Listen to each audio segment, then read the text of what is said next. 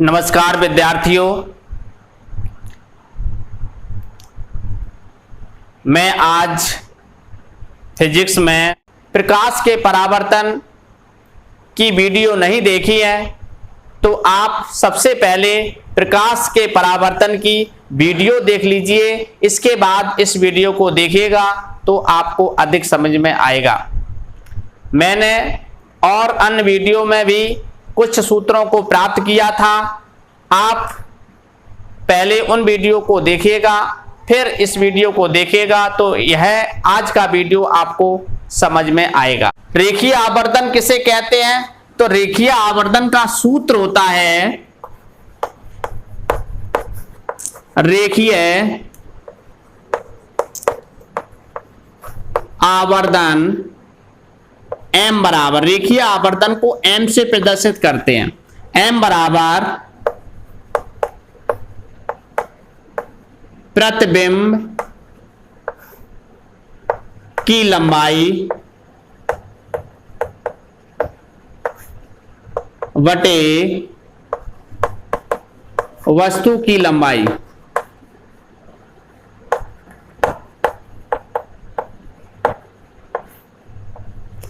प्रतिबिंब की लंबाई बटे वस्तु की लंबाई।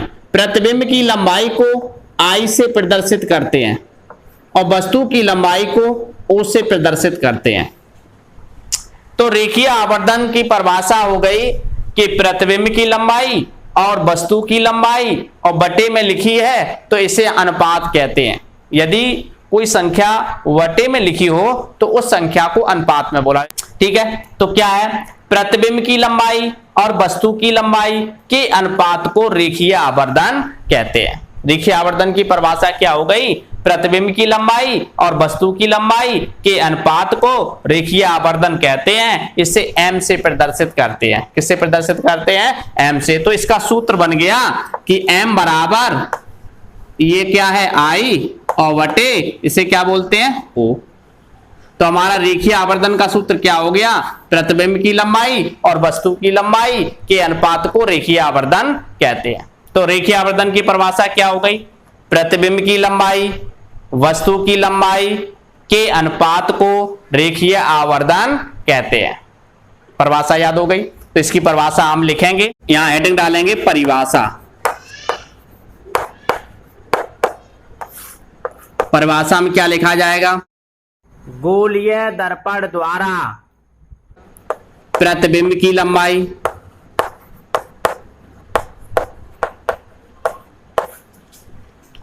और वस्तु की लंबाई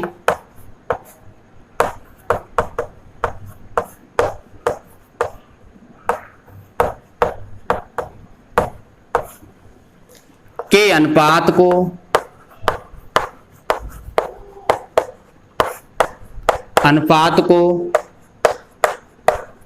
रेखीय आवर्धन कहते हैं।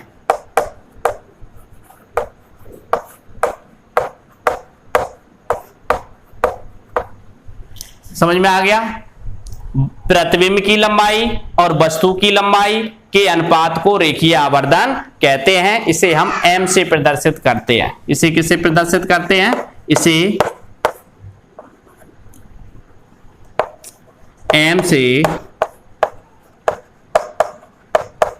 प्रदर्शित करते हैं। समझ में आ गया होगा? रेखीय आवर्धन की परिभाषा है प्रतिबिंब की लंबाई और वस्तु की लंबाई के अनुपात को रेखीय आवर्धन कहते हैं। इसे हम m से प्रदर्शित करते हैं। अवतल गोलीय दर्पण द्वारा बने प्रतिबिंब के लिए आवर्धन क्षमता का सूत्र प्राप्त करेंगे। आप मेरे साथ बने रहिएगा, आप भी सूत्र प्राप्त करना सीख जाएंगे। आप पेन और कॉपी को हाथ में लीजिए और मेरे साथ समझिएगा। देखिएगा, यह एक अवतल गोलीय दर्पण है जिसके उभरे हुए भाग पर पॉलिश कर देते हैं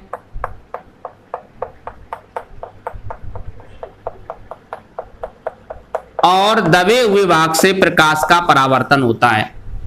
इसका नाम है M1 और M2। इस दर्पण के मध्य बिंदु को ध्रुव कहते हैं। इसे P से प्रदर्शित करते हैं। इस गोलीय दर्पण के केंद्र को वक्रता केंद्र कहते हैं। इस गोलीय दर्पण के केंद्र को वक्रता केंद्र कहते हैं। इसे हम C से प्रदर्शित करते हैं। ध्रुव और वक्रता केंद्र से होकर जाने वाली रेखा को मुख्य अक्ष कहते हैं। ध्रुव और वक्रता केंद्र के मध्य बिंदु को फोकस कहते हैं। इसे F से प्रदर्शित करते हैं।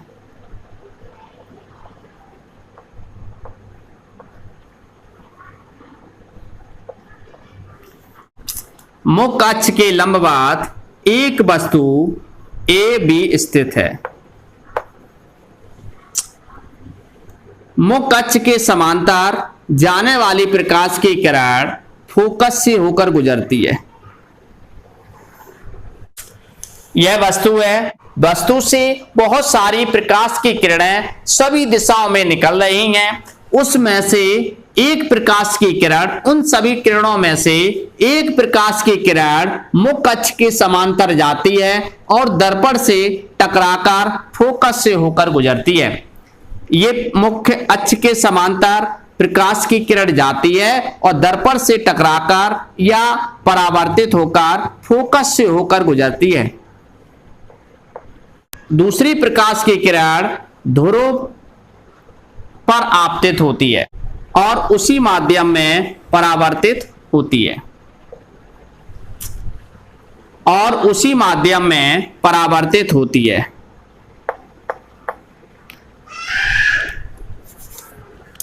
तब हमारा प्रतिबिंब A डैश और B डैश बनता है। तब हमारा प्रतिबिंब A डैश B डैश बनता है।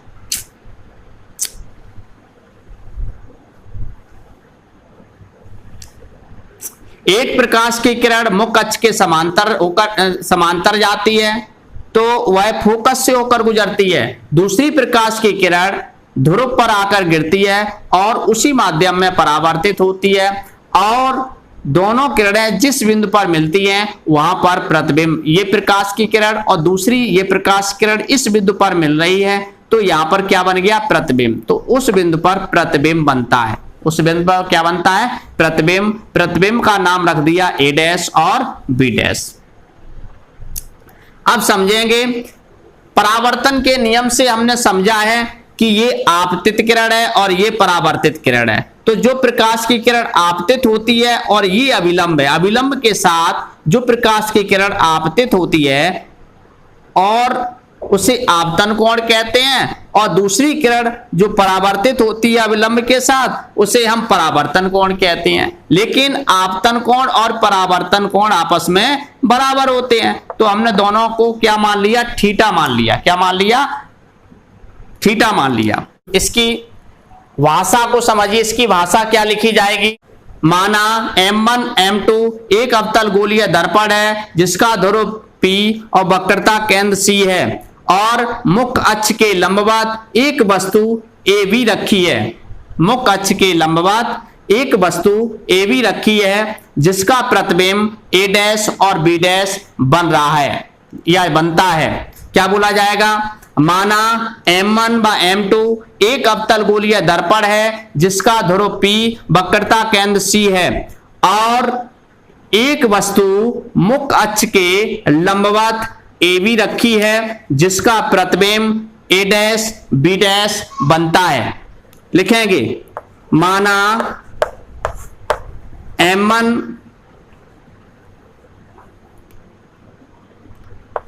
M2 एक अवतल गोलीय दर्पण है जिसका ध्रुव या इसका ध्रुव P वक्रता केंद्र C है, मुख्य अक्ष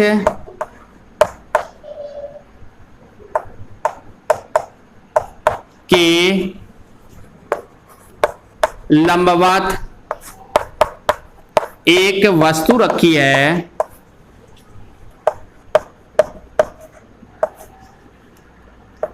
है, इसका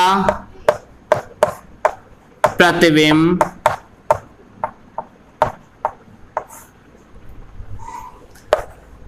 एक मुख्य अक्ष के लंबवत एक वस्तु AB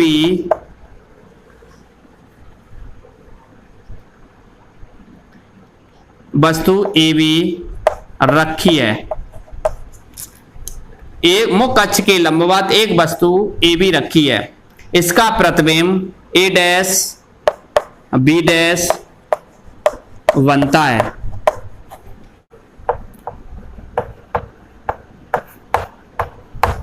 चित्र से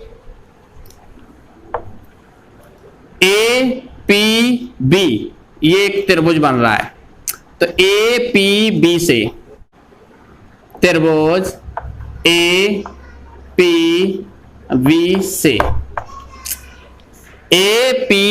से देखिएगा, इसमें क्या लिखेंगे, एक सूत्र पढ़ा होगा आपने, tan थीटा बराबर लंब बटे आधार।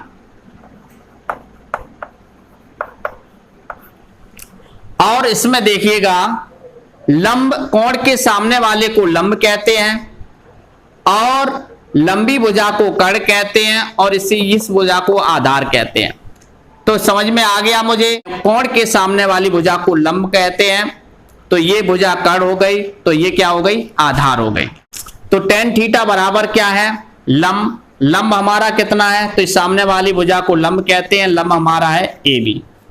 तो यहां पर लिखेंगे tan थीटा बराबर AB बटे आधार, आधार क्या है, AP।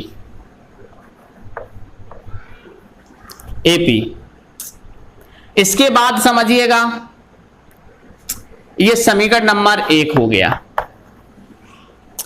इसके बाद त्रिभुज A डैश P और B dash, A dash P B dash से अब हम इस त्रिभुज से समझेंगे। इस त्रिभुज में भी कोण क्या है, थीटा है, तो यहां पर भी हम लिख देंगे tan थीटा बराबर लंब बटे आधार। तो tan थीटा बराबर, इसमें भी ये कोण है, कोण के सामने वाली भुजा क्या होगी, लंब होगी, तो लंब कितना हो जाएगा, A डैश B डैश बटे आधार। तो लंबी भुजा कर्ण होती है, तो आधार कितनी हो गई, A डैश और P, A डैश और P। समीकरण नंबर 2। अब समीकरण 1 व 2 से, समीकरण 1 व 2 से, अब समीकरण 2 में 1 व 2 में LHS दोनों में बराबर है। जिसके LHS बराबर होते हैं उसके RHS भी बराबर होते हैं। ये tan थीटा और tan थीटा बराबर है, तो ये और ये आपस में क्या होंगे, बराबर होंगे।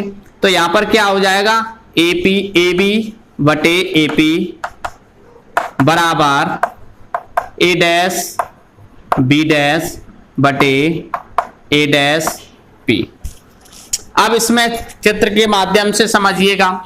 अब चित्र में देखिएगा, A और P ये वस्तु की दूरी है, A और P ये वस्तु रखी हुई है, तो ध्रुव से वस्तु की दूरी को हम किससे प्रदर्शित करते हैं, U से करते हैं। किससे प्रदर्शित करते हैं, U से करते हैं। और अवतल दर्पण में सामने की ओर जो दूरियां नापी जाती हैं वो माइनस में नापी जाती हैं। किस में नापी जाती हैं, माइनस में।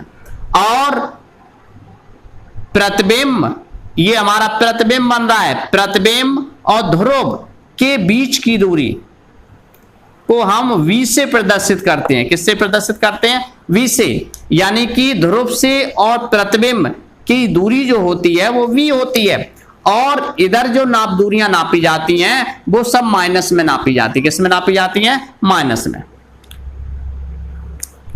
अब यहां पर समझ में आ गया मुझे कि a और p का मान हमारा कितना हो गया? u हो गया। अब यहां पर रखेंगे ab वटे AP। AP का मान कितना? A से P की दूरी कितनी है? माइनस के u बराबर a डैश b डैश वटे a dash p। a dash और p, a डैश और p की दूरी कितनी है? माइनस के v, माइनस के v। अब समझिएगा, अब हम इसको वहां पहुंचा दें और इसको यहां लाएं तो यहां क्या हो जाएगा? ए बी वटे, इसको नीचे लाएंगे तो यहां हो जाएगा a डैश और b डैश बराबर, इसको यहां पहुंचा देंगे तो माइनस u वटे माइनस के b। अब ये माइनस माइनस कट जाएगा। अब यहां पर ये समझ में आ रहा है कि ए बी जो है, A और B ये वस्तु की लंबाई है। क्या है? वस्तु की लंबाई। और वस्तु की लंबाई को अभी हमने रेखीय आवर्धन में पढ़ाया था, यानी कि वस्तु की लंबाई को U से प्रदर्शित करते हैं और प्रतिबिंब की लंबाई को I से प्रदर्शित करते हैं। तो वस्तु की लंबाई यहां पर क्या है?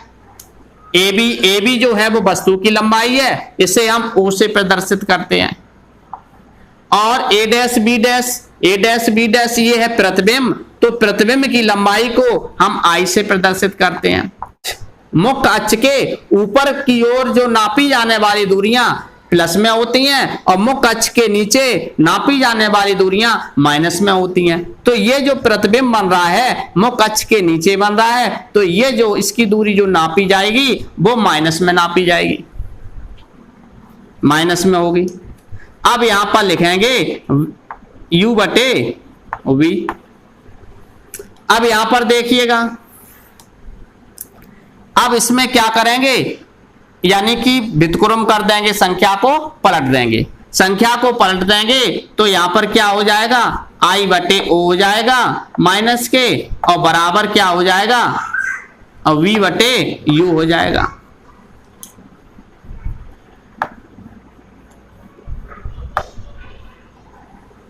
यानी कि यहां पर अगर हम व्युत्क्रम कर देंगे, संख्या का व्युत्क्रम कर देंगे या संख्या को पलट देंगे तो I ऊपर आ जाएगा, O नीचे आ जाएगा, और यानी कि ये भी संख्या पलट जाएगी, V ऊपर हो जाएगा और U नीचे आ जाएगा। अब क्या करेंगे, ये माइनस जो है वो उधर पहुंचा देंगे तो यहां I बटे क्या हो जाएगा? O, और बराबर माइनस के V बटे U।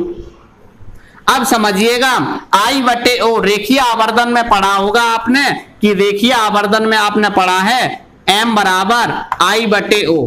क्या पढ़ा है? I बटे O से। अब हम I बटे O की जगह पर हम क्या रख सकते हैं? M रख सकते हैं। तो M बराबर क्या हो जाएगा? माइनस के V बटे U। ये हमारा प्राप्त हो गया रेखीय आवर्धन के लिए सूत्र, और दूसरा सूत्र हमारा ये प्राप्त हो गया। हमने दो सूत्र प्राप्त कर लिए हैं। यदि हमें प्रतिबिंब की लंबाई, वस्तु की लंबाई और प्रतिबिंब की दूरी, दर्पण से प्रतिबिंब की दूरी और दर्पण से वस्तु की दूरी दी हो तो हम ये सूत्र लगाएंगे, और यदि हमें दर्पण से प्रतिबिंब की दूरी और दर्पण से वस्तु की दूरी दी हो और रेखीय आवर्धन पूछा हो तो हम ये सूत्र लगाएंगे। इस आधार पर हम यानी कि रेखीय आवर्धन को ज्ञात कर सकते हैं और इसमें बिल्कुल परेशानी नहीं है।